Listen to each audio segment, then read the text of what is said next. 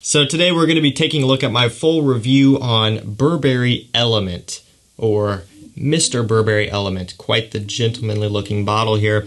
I featured this one recently in a haul video, and I gave you my first impressions there. So I've had some time to test this one, discover the performance, and just have some time to fully wear it and see what it's all about. So I'm going to be telling you about that today, how it smells, how it performs, if I think it's worth picking up. And also, before we jump right into it, have you tried this one? If you have, let me know what you think of it. If you haven't tried it, is this something that you may be interested in?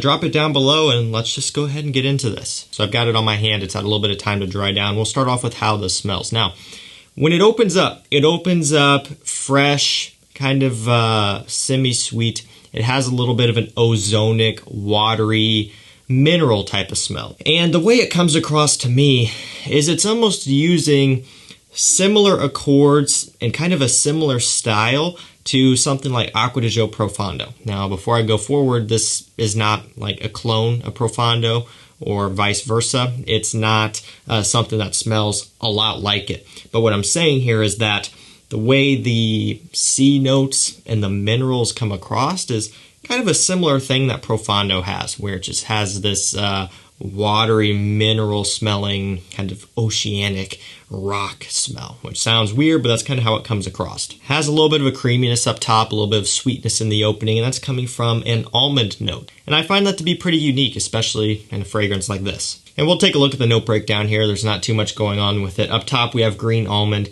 in the mid we have juniper, and in the base we have mineral notes, ambergris, and oak moss. So not a whole lot there. Really, it's a couple notes shy from the typical 3-note breakdown, which a lot of brands are moving towards. So you pick up on some of that juniper, and essentially what that's doing is it's giving it a little bit of a piney nuance, a little bit of an aromatic semi-spiciness. The mineral notes, you pick up on a whole lot of that as well. And the ambergris, most likely ambroxan, comes through very strong here. Now, one thing I want to make you aware of is that because it has ambergris in it, doesn't mean that it's all of a sudden a blue fragrance. So this doesn't really smell like Sauvage or Dylan Blue or Aqua Atlantique or Bleu de Chanel or anything like that. So if you're worried about that, don't be. I'm not saying that this is something that you've never smelled before and something that is super unique, because it does take facets from some more popular styles of perfumery out there, most likely being the aquatics and that sort of thing. However, the ambergris or ambroxan is giving it a warm fuzziness. So that, along with the almond, is aiding to some of the sweetness here. The oak moss is in the base of this one, and that's kind of giving off green woodiness. So I pick up on that. In terms of other woods, maybe just a little bit, a tiny bit of cedar wood, a very small amount, because I feel like there's just a kind of almost a woody spiciness in the base, kind of similar to a cedar wood. If that's there or not, I don't know, but I know it wouldn't be something that I'm picking up on super heavily, just small little nuances. So the main accords in this one is mineral, aromatic, amber, fresh, spicy, woody, and I agree with that, especially the mineral one. That's kind of the main one that they're focusing on here, and you get a lot of that. Let's go ahead and take a look at the Fragrantica comparison. So first up we have Ferragamo. So I grabbed that one here. This one here, that's the top rated one that this smells similar to, apparently. 6-3 in terms of the voting, and I don't really get too much of a similarity. I think they're both quite a bit different from each other. Next up we have Polo Red, Eau de Parfum. Not really too much. That one to me is more warm, spicy leaning. Pepe Jeans for him Cocktail. I don't believe I have that one. Haven't smelled it, so I can't attest to that. Polo Red, just the original. I can't remember if I smelled that either. I don't know if I own it. I have 1 or 2 Polo Red flankers, but I don't think I have this one. This one's got notes of amber, coffee, woods, cranberry. It doesn't look like it would be all that similar, but you know, you never know just by looking at the notes. Invictus Onyx, which, if I'm not mistaken, is the same as Invictus, and to that I would say no. Now, some may kind of stretch and say that it has a little bit of an Invictus smell. And if you tried hard enough, you could compare just about any fragrance to Invictus anymore, because that's thrown around all the time. And I think it's done in a very distasteful way. I don't really get too much of a comparison to that one here. So this is, I believe, the newest flanker within the Mr. Burberry lineup. We have Mr. Burberry Eau de Parfum, Mr. Burberry Indigo, and now this one. So there's 4 of them. This is the only one that I have. I do plan on picking up the rest of them here. 1, just because I want to try them out, see how they are. 2, for a buying guide video. So maybe let me know down below which of the others in this line do you really enjoy. I'm going to be grabbing them.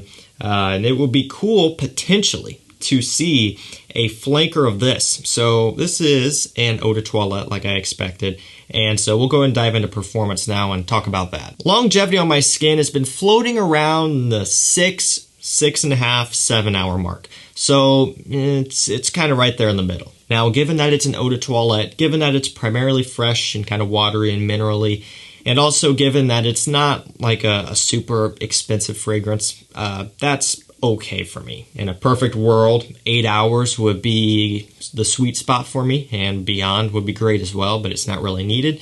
But 6, 6.5, 7, somewhere around in there I can work with. You know, this is kind of one of those things that I could spray on first thing in the morning on a warm day and just kind of give me a little boost of energy, and by the time we get to the afternoon, well, I could switch to something else. So sometimes lesser performing fragrances in terms of longevity could work for you. In terms of projection with this one, if you were to get some heat on it, I do believe it would do better. Unfortunately, I got this one when there's not a whole lot of heat going on outside. I haven't had a chance to wear it in the spring or summer yet, obviously. And so that's me speculating, but basically with any fragrance, whether it be fresh or sweet, if you get some heat on it, the sun in the summertime, it'll project more. And so I know that's what'll happen here with this one. But just talking about indoors in a room temperature environment, it does okay. It's more or less kind of a personal bubble scent, maybe about an arm's length on each side here, kind of just within that bubble. Now, I haven't worn this one outside as it's been cooling off here, just because I don't really think it's meant for that. But if you were to wear it in the fall and the winter when it's cold, it's going to lessen that projection. And I guess we'll touch on this really quickly, but it's going to be suited for spring and summer, just for warmer weather, at least for me. You know, it's something that has a nice freshness, a bit of an ozonic, airy brightness. It's a little bit effervescent, but it also has a little bit of a depth, a little bit of a different touch. So this is something I would reach for if I want a dumb reach casual scent.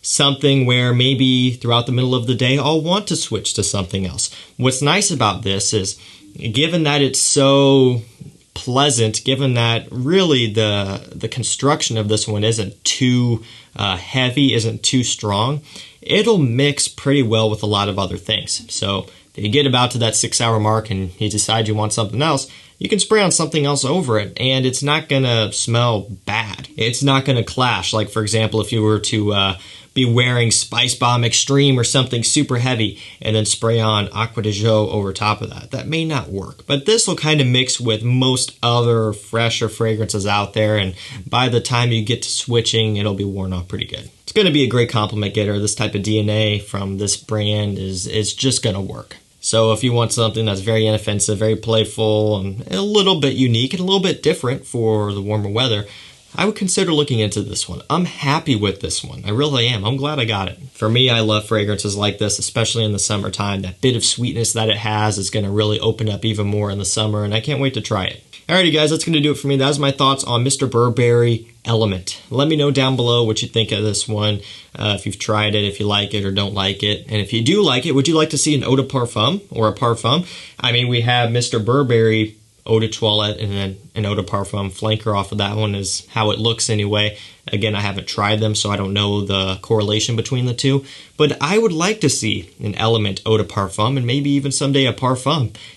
Take this DNA here and work off of it, build off of it, maybe make it a bit more heavy, make it a bit more rich. You know, I think that we could do a lot more with this type of genre rather than just the thing that everyone else does. You know, experiment putting some different notes in here and maybe a leather or something just to kind of switch it up and make something different. You know, I would like to see that. Whether or not we'll get that from Burberry, I don't know, but hey, I would like to see it. I will provide links to this one down below to Discounter so you can pick it up for yourself. And also become a channel member if you want to support the channel and get some access to perks, which are all listed when you hit that join button. Thank you so much for watching. Stay safe, stay healthy. We'll see you tomorrow with another one. Take care.